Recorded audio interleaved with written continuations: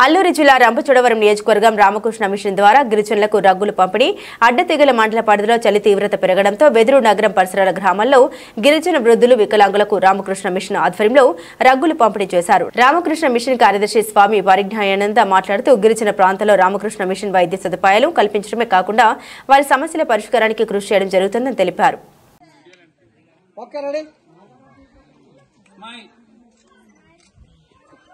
రామకృష్ణ మఠం బేలూరు మఠం నుంచి ఇక ఈ చలికాలం కోసం ఇక రగ్గులు ఇవ్వబడుతుంది.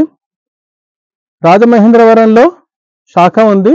సో బేలూరు మఠం శాఖ, రాజమండ్రి శాఖ తరఫున ఈ రగ్గులు ఇవ్వబడుతున్నాయి. ఇక్కడ ప్రతి సంవత్సరము భారతదేశంలో వివిధ ప్రాంతాల్లో ఈ విధంగా చాలా ముఖ్యంగా పేద ప్రజలకు ఇలా రగ్గులు ఇవ్వడం జరుగుతుంది. ఇలానే ఇక్కడ కూడా ఈ సంవత్సరం సుమారుగా ఈ ప్రాంతాల్లో 300 రగ్గులు ఇవ్వబడుతున్నాయి.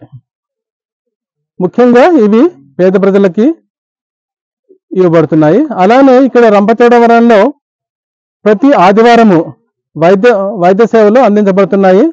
15 డిసెంబరు ఒక స్పెషల్ క్యాంపు ఆర్గనైజ్ చేస్తున్నాము. సుమారుగా 15 మంది డాక్టర్స్, స్పెషలిస్ట్ డాక్టర్స్ రాజమండ్రి నుంచి వస్తున్నారు.